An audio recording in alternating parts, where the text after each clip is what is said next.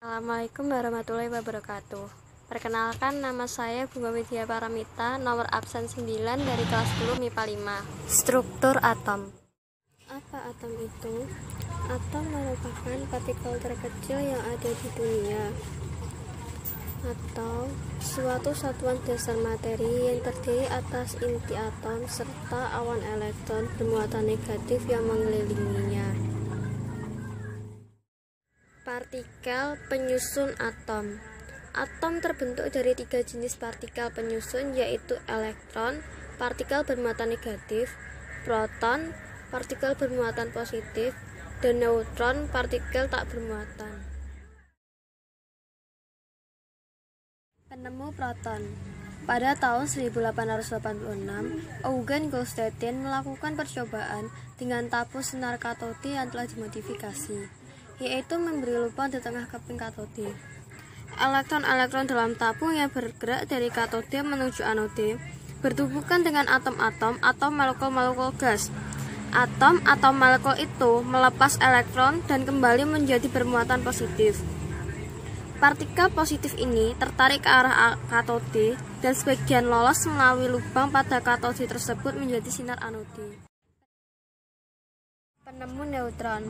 Pada tahun 1932, James Chadwick melakukan percobaan dengan menembaki atom berilium dengan sinar alfa. Dari hasil penembakan itu, terdeteksi adanya partikel tidak bermuatan yang mempunyai massa hampir sama dengan proton. Thomson menemukan elektron dengan melakukan percobaan sinar katode. Ketika dua plat elektrode dihubungkan dengan sumber tegangan tinggi dari elektrode negatif atau katode, dijalarkan sinar menuju ke elektrode positif atau anode. Sinar yang keluar dari katode dibelokkan oleh muatan listrik ke arah kutub positif. Sinar katode yang dibelokkan oleh muatan listrik ke arah kutub positif adalah partikel yang bermuatan listrik negatif. Pada tahun 1910, Ernest Rutherford bersama dengan kedua asistennya Hans Geiger dan Ernst Marsden melakukan penghamburan sinar alfa. Sinar alfa diarahkan ke lempeng logam yang sangat tipis sebagai sasaran, misalnya emas, platina, atau tembaga. Lempeng logam dibentangkan di depan kotak timbal yang berisi zat radioaktif sebagai sumber sinar alfa. Seberkas kecil sinar alfa dipancarkan melalui suatu lubang sempit pada timbal diarahkan tegak lurus pada lempeng emas. Di belakang lempeng emas dipasang sebuah layar berlapis zinc sulfida yang dapat berpendar apabila terkena sinar alfa. Pada tahun perkembangan model atom. Teori atom Dalton. Pada tahun 1808, John Dalton mengemukakan gagasan tentang atom sebagai partikel penyusun materi. Dalton mengemukakan teori tentang model atomnya sebagai berikut. Materi terdiri atas atom yang tidak dapat dibagi lagi. Semua atom dari unsur kimia tertentu memiliki massa dan sifat yang sama. Unsur kimia yang berbeda akan memiliki jenis atom yang berbeda.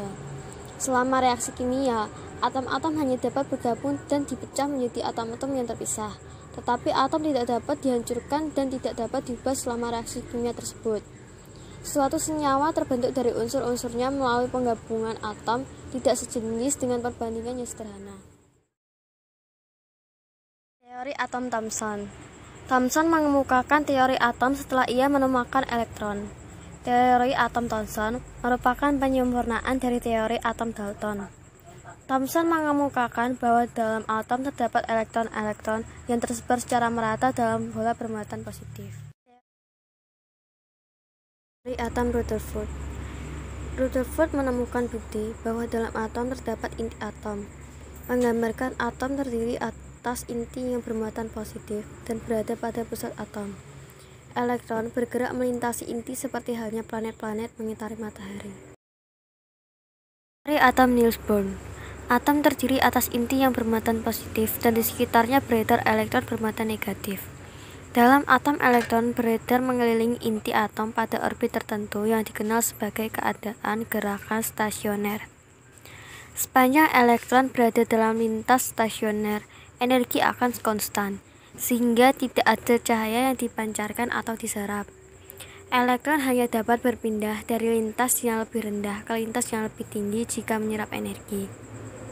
Sebaliknya, jika elektron berpindah dari lintasan yang tinggi ke lintas rendah terjadi pembebasan energi. Atom mekanika gelombang. Dalam teori atom Bohr, terdapat dua postulat atau pernyataan, yaitu elektron dalam atom mengorbit dalam lintasan tertentu terhadap inti atom atau nukleus dan disebut kulit atau orbit. Elektron dapat berpindah dari atom menuju orbit lain dengan melepaskan atau menerima energi.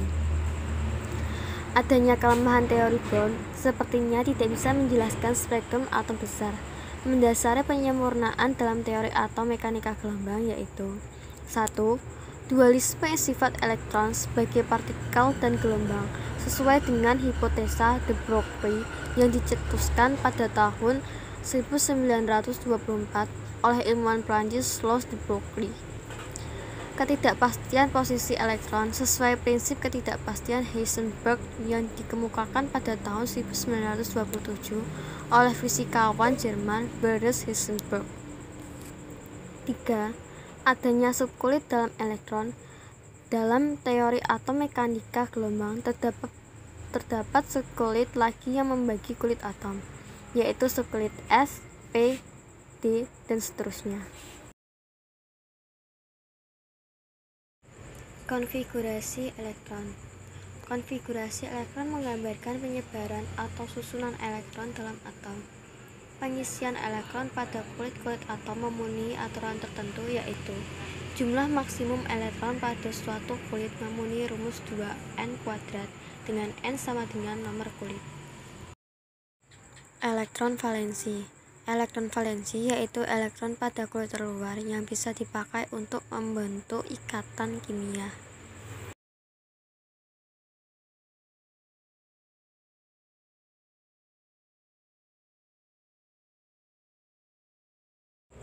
Nomor atom Z. Nomor atom suatu unsur sama dengan jumlah proton.